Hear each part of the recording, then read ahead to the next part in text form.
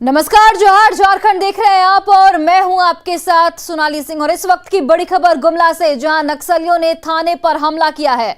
नक्सलियों ने थाने पर फायरिंग भी की है। तो एक बड़ी खबर आपको बता रहे हैं गुमला से, जहां पर पुलिस और नक्सलियों के बीच मुठभेड़ हुई, जहां पर नक्सलियों ने थाने पर हमला किया, थाने पर फायरिंग की। और आपको बता दें कि हालांकि इस दौरान अच्छी बात यह रही कि किसी के हताहत होने की सूचना अभी तक सामने नहीं आई है और इलाके में फिलहाल सर्च ऑपरेशन जारी है। तो एक बड़ी खबर बता रहे हैं गुमला से, जहां पर पुलिस और नक्सलियों के बीच मुठभेड़ हुई, जिसमें नक्सलियों ने पुलिस थाने पर फायरिंग की और पुलिस थाने पर हमला किया। हालांकि इस दौरान किसी के हताहत होने की जानकारी अभी तक सामने नहीं आई है और फिलहाल पुलिस की ओर से सर्च ऑपरेशन लगातार जारी है और इलाके में सर्च ऑपरेशन लगातार किया जा रहा है। तो ये तस्वीरें भी देखिए, गुमला की तस्वीरें आपको दिखा रहे हैं, जहां पर पुलिस और नक्सलियों के बीच मुठभेड़ हुई और नक्सलियों ने थाने का घेराव किया और थाने पर फायरिंग की और दोनों ओर से घंटों गोलियां चलती रही मुठभेड़ में। हालांकि किसी के हताहत होने की सूचना अभी तक नहीं मिल पाई है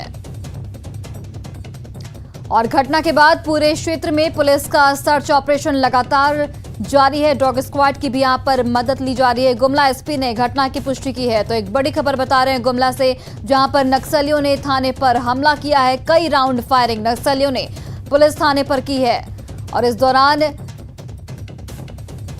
सर्च ऑपरेशन लगातार जारी है पुलिस की ओर से।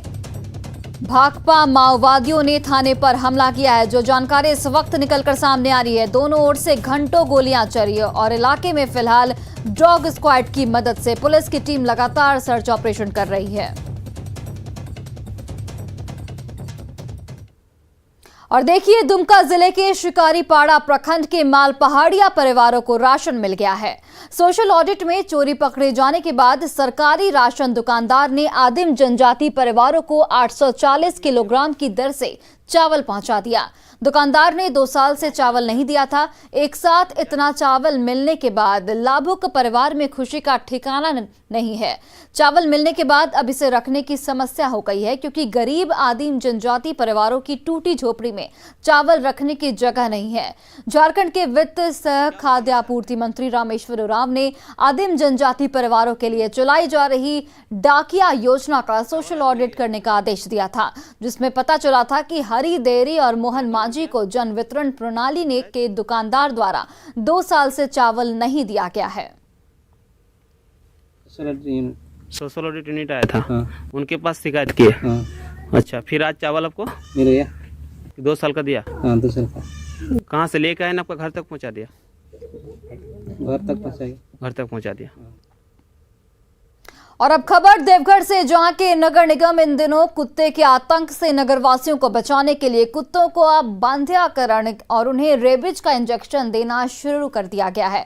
हर गली मोहल्ले में एजेंसी के माध्यम से आवारा कुत्तों को पकड़ा जा रहा है और इन्हें 3 दिनों के लिए अपने पास रखकर इन्हें फिर उसी जगह छोड़ने की प्रक्रिया शुरू कर दी गई है। दरअसल देवघर नगर निगम को स्थानीय लोगों ने शिकायत की थी कि आवारा कुत्तों का काफी आतंक है। बच्चों और बड़ों पर कई बार ये कुत्ते हमला भी कर चुके हैं, जिसके बाद आवारा कुत्तों से निजात दिलाने के लिए निगम ने ये कदम उठाया है। सिटीजन्स के अनुरोध पर बहुत सारे सिटीजन्स का डिमांड था और आवारा कुत्तों का प्रकोप था, कुत्तों की जनसंख्या बढ़ रही थी, तो हम लोगों ने पूरा पहल किया और एक समग्र दृष्टिकोण अपनाते हुए हम लोगों ने आरएफपी फ्लोट कर और गिरिडीह जिले में इन दिनों तमाम विभाग के प्रथम अपीलीय सूचना विभाग से समय पर सूचना नहीं दिया जा रहा है। जब लोग सूचना के अधिकार के तहत किसी भी संबंधित विभाग से सूचना मांगते हैं तो उसे विभाग के द्वारा सूचना प्रदान नहीं किया जाता। इसके बारे में आरटीआई एक्टिविस्ट सुनील खंडेलवाल का साफ तौर पर कहना है कि जिले में सभी विभागों में जो सूचना विभाग है वह बेहद लचर स्थिति में है। कुछ महीने पहले ही झारखंड सरकार ने एक सर्कुलेशन जारी कर झारखंड के सभी जिलों के सभी विभाग के सूचना आयुक्तों को निर्देश दिया था कि अपने कर्तव्यों का सही तरीके से पालन करें और आरटीआई के तहत मांगी गई सभी सूचनाओं को राज्य की जनता तक तुरंत पहुंचाएं, लेकिन ऐसा नहीं हो रहा है। श्रीमान मुख्य सचिव झारखंड सरकार को दिया और उनसे निवेदन किया कि जो सर्विस कंडक्ट रूल्स का वायोलेशन हो रहा है उस पर ध्यान देते हुए संबंधित सभी प्रथम अपीलीय पदाधिकारियों को यह निर्देश दिया जाए कि हमारी प्रथम अपीलीय आवेदनों पर वो ससमय सुनवाई करें। और लोहरदगा के महेंद्र टिम्बर स्थित कार्टन गोदाम में देर रात आग लग गई, जिसमें गोदाम में रखा सारा कार्टन जलकर राख हो गया। घटना के बारे में बताया जाता है कि कबाड़ी दुकान और कार्टन गोदाम सोमवार बाजार महेंद्रा टिम्बर के एक कमरे में था। गोदाम में आग लगा देख लोगों ने मालिक को इसकी सूचना दी। स्थानीय लोगों ने आग पर काबू पाने की बहुत कोशिश की, लेकिन तब तक सारा सामान जलकर राख हो चुका था।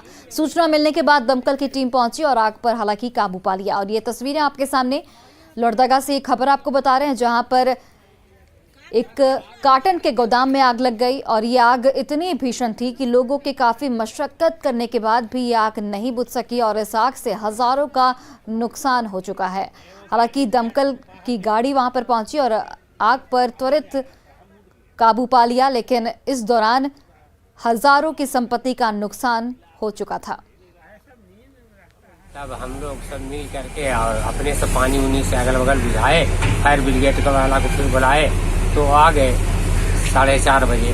और फिर वो है सो चारों तरफ से पानी छीटने लगा, पानी मारने लगा। तो फिर वो हाँ, ये लगता है कि दुश्मनी से लोग लगाया। 4:30 बजे से वर्क हो रहा है। अभी 9:30 कितना टाइम हुआ, 9:30 बज गया। वही भी 5 घंटे के करीब में आग बुझाने में लगा। गाड़ी हमारी 3 गाड़ी है, तीनों गाड़ी बारी बारी से पानी का भरना है, फिर लाना है, फिर बारी से सब तीनों गाड़ी से वर्क किए हैं। और अब खबर सिमडेगा से, जहां जिला में अवैध बालू का खनन लगातार जारी है। बालू माफिया सुबह से ही नदियों से अवैध खनन करने लगते हैं। इसे रोकने वाला कोई नहीं होता। जब तक पुलिस पदाधिकारी जगते हैं तब तक सैकड़ों ट्रैक्टर माफिया बालू का उठाव कर लेते हैं। सुबह सुबह ही तामड़ा पालामाड़ा नदी में बालू का उठाव करते हुए ट्रैक्टर न्यूज़ 18 के कैमरे में कैद हो गए। और ये तस्वीरें आपके सामने सिमडेगा की एक खबर आपको बता रहे हैं, जहां पर सुबह सुबह ट्रैक्टर से इस तरीके से बालू का उठाव हो रहा था। हालांकि न्यूज़ 18 ने अपने कैमरे में इस तस्वीर को कैद कर लिया। और देखिए, रोक के बावजूद भी किस तरीके से धड़ल्ले से बालू का अवैध खनन जारी है। और पुलिस प्रशासन पर भी यहाँ पर सवाल खड़े होते हैं कि इन सब के बावजूद भी पुलिस क्यों आखिर कोई कार्रवाई नहीं करती। और देखिए, कोरोना पीड़ितों के लिए सरकार का बड़ा ऐलान सामने आया है। मृतकों के परिजनों को 50,000 रुपए की सहयोग राशि सरकार की ओर से दी जाएगी। कोरोना से मृत लोगों के आश्रितों को ये मुआवजा दिया जाएगा। स्वास्थ्य मंत्री बन्ना गुप्ता ने इसकी आधिकारिक तौर पर जानकारी दी है। 25 करोड़ से ज्यादा की राशि का आवंटन किया गया है। आश्रितों के बैंक अकाउंट में सीधे ये पैसे ट्रांसफर किए जाएंगे। कुल 5,133 लोगों के आश्रितों को ये रुपए दिए जाएंगे। तो सरकार की ओर से एक बड़ा कदम, कोरोना पीड़ितों की मदद के लिए 50,000 की राशि दी जाएगी। स्वास्थ्य मंत्री बन्ना गुप्ता ने इसको लेकर आधिकारिक तौर पर जानकारी भी दी है। मानवीय दृष्टिकोण पर उसके परिवार के लोग रहते हैं, परिवार का जीवन यापन चलता है, तो सरकार की एक सोच है, सरकार की एक सोच है कि हम अपनी जनता को ज्यादा से ज्यादा उसके दुख में, वेदना में, पीड़ा में खड़ा हो। इसलिए हम लोगों ने ये तय किया है कि 50,000 रुपया जो भी कोरोना के मृतक हैं, अभी तो 5,000 कुछ 151 या कुछ लोग ऐसे आइडेंटिफाई हम लोगों ने किए हैं, लेकिन यदि इसके बाद भी कुछ लोग और हम लोग आइडेंटिफाई करेंगे तो उन लोगों को भी हम इस 50,000 की एक मुश्त राशि से उनको देने का काम करेंगे। और देखिए, गिरिडीह में शिक्षा व्यवस्था का हाल बेहद बुरा है। नौडिहा मिडिल स्कूल मात्र 3 शिक्षकों के सहारे चल रहा है। स्कूल में 350 से ज्यादा छात्र पढ़ते हैं। हैरत की बात यह है कि यहाँ क्लास 6, 7 और 8 के लिए कोई शिक्षक नहीं है। बच्चे स्कूल आते हैं और फिर वापस चले जाते हैं। स्कूल में एक शिक्षक पर 100 से ज्यादा विद्यार्थी हैं। ऐसे में परिस्थितियों को समझा जा सकता है कि शिक्षकों का पढ़ाना यहाँ पर कितना मुश्किल हो रहा होगा। दिनों दिन शिक्षक जो है यहाँ घटते जा रहे हैं। ठीक। तो एक शिक्षक को प्रोन्नत करके यहाँ सूर्यवादी भेजा गया है, एक तो उच्च विद्यालय में चले गए हैं, और मैं भी अब जाने वाला हूँ 8 जनवरी को। तो इस तरह क्या होती है, शिक्षकों की संख्या कमी हो गई, बच्चों की संख्या अधिक है।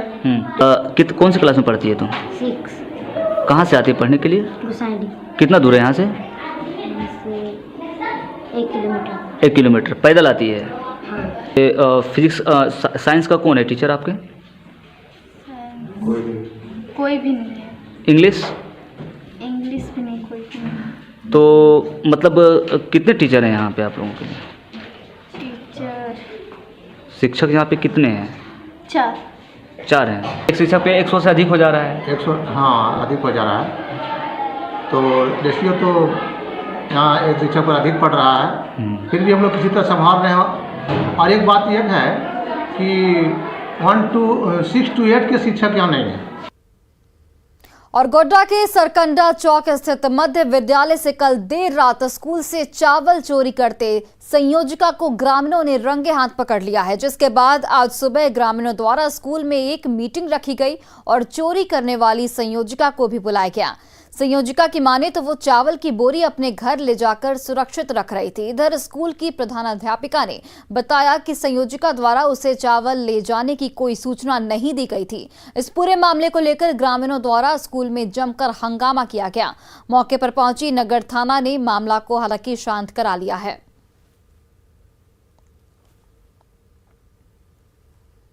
और जामताड़ा की नारायणपुर करमाटांड़ मुख्य सड़क के मुर्गाडीह के समीप बनी पुलिया जानलेवा साबित हो रही है। इस पुल के दोनों तरफ सड़क घुमावदार है और सुरक्षा के मद्देनजर न तो बैरिकेडिंग है और न ही रेडियम लगा है, जिससे रात के अंधेरे में वाहन चालकों को इस खाईनुमा जानलेवा पुल की जानकारी नहीं मिल पाती है और हादसे के वो शिकार हो जाते हैं। लेकिन इससे बचाव में प्रशासन विफल नजर आता है। गाड़ी के सामने में जो पुलिया है, उस पुलिया घुमावदार होने के कारण विगत 2 माह पहले कार सवार 3 लोगों की मृत्यु हो गई और कल भी एक मोटरसाइकिल वाले गिरे, वो बुरी तरह से घायल हो गया। एक मोटरसाइकिल लेके CRP अपना पुल में गिर गया था। उससे हम पत्राचार भी किए थे कि या आप अपना मत से बना लीजिए या फिर हमको उसको करने के दीजिए, बैरिकेडिंग बनाने के दीजिए, ताकि हर समय जो है वहाँ एक्सीडेंट वगैरह होते रहता है। लेकिन अभी तक वो उसका कोई रिप्लाई नहीं मिला है, जिसके कारण हम बना नहीं पा रहे हैं। वहीं धनबाद गया पुल पर बनने वाले अंडरपास में आने वाले तकनीकी अड़चन की जांच के लिए रांची की टीम ने निरीक्षण किया। रांची की उच्च स्तरीय टीम के साथ डीसी संदीप कुमार भी मौजूद रहे। अंडरपास बनाने में जाम की समस्या से शहरवासियों को अब निजात मिलेगी। डीसी के आदेश पर राइट्स कंपनी ने विजिबिलिटी रिपोर्ट बनाकर प्रशासन को सौंप दिया है। निरीक्षण और राइट्स कंपनी के प्रमुख बिंदुओं को ध्यान में रखकर अंडरपास निर्माण के लिए DPR तैयार किया जाएगा।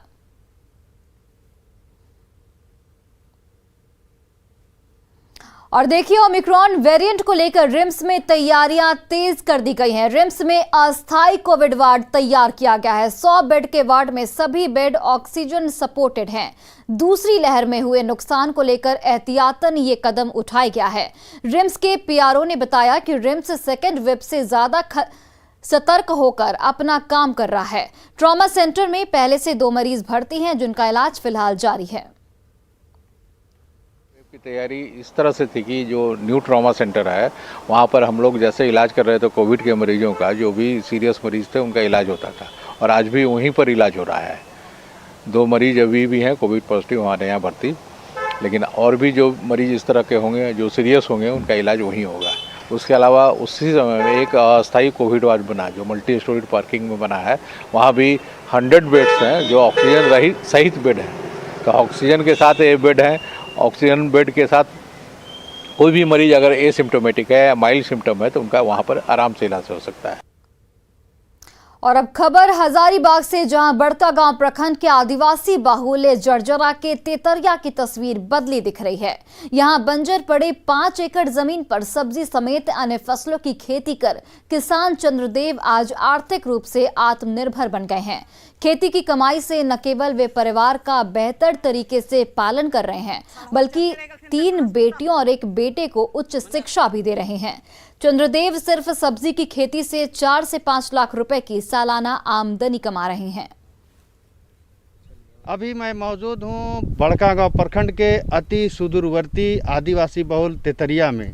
आप हमारे पीछे देख सकते हैं सरसों के लहलहाती खेती को। पीछे आलू भी लगा हुआ है, गोभी भी लगा हुआ है, मिर्चा भी है, टमाटर भी है और भी कई तरह की फसलें यहाँ उगाई जा रही हैं। लेकिन 10 साल पूर्व तक यहाँ सब कुछ ऐसा नहीं था। ये पूरा बंजर ज़मीन था, लगभग 5 एकड़ में फैला हुआ ये पूरा है इलाका। खेती उगाने के लिए हमें 1 किलोमीटर दूर से पानी लाना पड़ गया पाइप के माध्यम से। और यहाँ जो है से इस खेती में हमारे पत्नी, हमारे कभी कभी बच्चे भी स्कूल के बाद मदद करते हैं और हम लोग मतलब सब परिवार जो है सो इस पर मेहनत करके बाल बच्चा को भी बढ़िया पढ़ा लिखा रहे हैं, अच्छा उच्च शिक्षा दे रहे हैं। कितना आमदनी हो जाता है सालाना खेती से आपको? वही मैंने कुल मिला करके 4-5 लाख रुपया। तो आपने सुना है 4 से 5 लाख रुपए की कमाई इस खेती से कर लेते हैं। और इस खेती की बदौलत ये अपनी बेटी को नर्सिंग की पढ़ाई करा रहे हैं, इनका बेटा MSc की पढ़ाई कर रहा है और 2 बेटियां जो हैं अंग्रेजी माध्यम के स्कूलों में पढ़ रही हैं। ऐसे में कह सकते हैं कि आज भी खेती किसानी फायदे का सौदा है। इसके माध्यम से आर्थिक रूप से आप आत्मनिर्भर बन सकते हैं। जावेद खान, न्यूज़ 18 हजारीबाग। और अब खबर बोकारो से, जहां उग्रवाद प्रभावित नावाडीह प्रखंड फूलों की खेती से गुलजार है। काछो पंचायत के लालमणि महतो ने अपनी बंजर जमीन पर गेंदा और गुलाब की खेती कर मिसाल कायम की है। किसान का साफ तौर पर कहना है कि फूलों की खेती से उनकी आमदनी बढ़ी है। गेंदा फूल की खेती 3 महीने तक चलती है, जबकि गुलाब के पौधे में 3 साल तक फूल खिलते हैं। उन्होंने सरकार से फूलों की खेती के लिए संसाधन और मदद की अपील की है। और खेती से तो ज़्यादा मुनाफा है। अच्छा, ये तो 3 महीना का खेती है। 3 महीने के बाद इसको फिर पुनः जोत करके फिर दूसरा फसल लगा सकते हैं और नहीं चाहते हैं तो फिर इसी को लगा सकते हैं। यानी कहने का मतलब कि और फसल से अच्छी आमदनी फूल की खेती से हो जाती है। अच्छी आमदनी है इसमें। और देखिए, हजारीबाग के बड़कागांव प्रखंड में जरबेरा फूल की खेती कर किसान अपनी किस्मत चमका रहे हैं। आदिवासी बाहुल्य जर्जरा के युवा किसान रवि कुमार बेदिया नौकरी का मोह छोड़कर फूलों की खेती कर अपनी किस्मत बदल रहे हैं। ग्रीन नेट के अंदर रवि बेदिया ने जरबेरा फूलों की खेती शुरू की। ये खेती उनके लिए फायदे का सौदा साबित हुई। अब जरबेरा फूलों की डिमांड रांची और रामगढ़ के बाजारों में भी है। रवि हर हफ्ते 2000 रुपए तक की कमाई कर लेते हैं। रवि फूलों की खेती कर दूसरे लोगों को भी रोजगार दे रहे हैं। और ज्यादा जानकारी दे रहे हैं हमारे सहयोगी जावेद खान। मौजूद हूँ बड़कागांव प्रखंड के आदिवासी बहुल जर्जरा गांव में।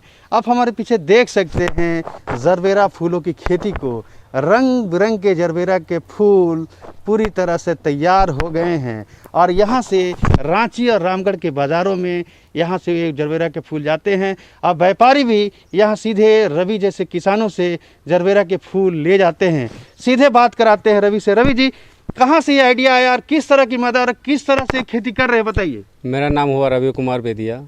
मैं खेती बाड़ी किया, उससे मुझे अच्छा भी बेनिफिट हुआ था। फिर सरकार तरफ से मैंने 3 लाख का लोन लिया और मैंने जलबेरा की खेती का चालू किया और सरकार ने मुझे सहयोग किया। इससे मैं जलबेरा की खेती किया और पर सप्ताह में मैं 2,000 रुपया कमा रहा हूँ। सकते हैं कि रवि जैसे युवा एक आदर्श उदाहरण प्रस्तुत कर रहे हैं। इन नौकरी के पीछे भागने के बजाय अपने गांव में पड़े खेत में जाकर मेहनत कर रहे हैं और उसके बदौलत आर्थिक रूप से मजबूत होने के साथ साथ आत्मनिर्भर बन रहे हैं। जावेद खान, न्यूज़ 18 हजारीबाग।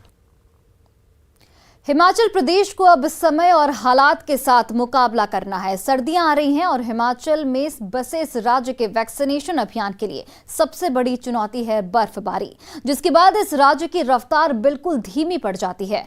हाल ही में हिमाचल प्रदेश देश का ऐसा पहला राज्य बना है जिसने अपनी 100% योग्य आबादी को टीके की पहली खुराक दे दी है। वैक्सीनेशन को लेकर नेटवर्क 18 और फेडरल बैंक की जागरूकता मुहिम संजीवनी अ शॉट ऑफ लाइफ ने बात की स्वास्थ्य अधिकारियों से, जो हिमाचल में वैक्सीनेशन की रफ्तार को बढ़ाने की हर मुमकिन कोशिश कर रहे हैं।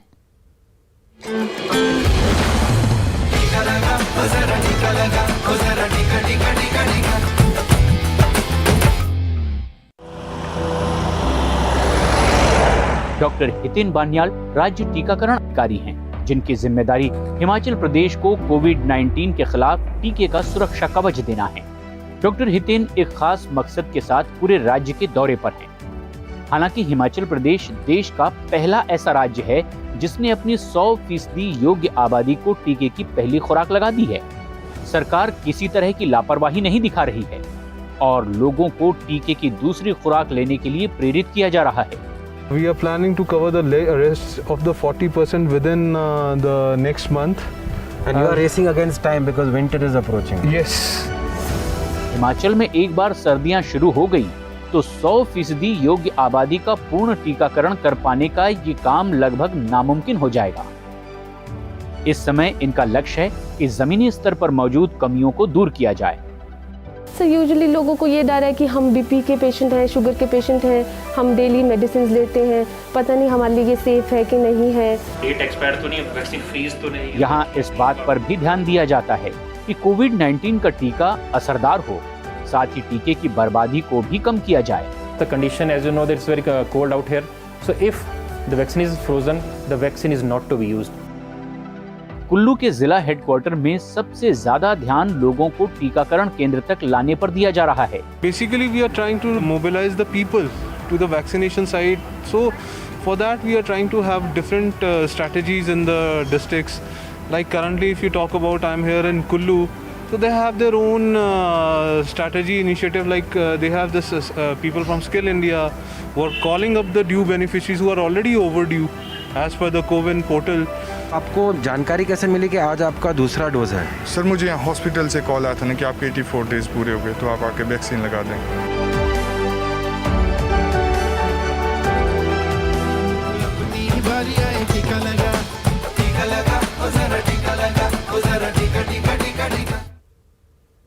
और फिलहाल इस बुलेटिन में बस इतना ही। आप देखते रहिए न्यूज़ 18 बिहार झारखंड।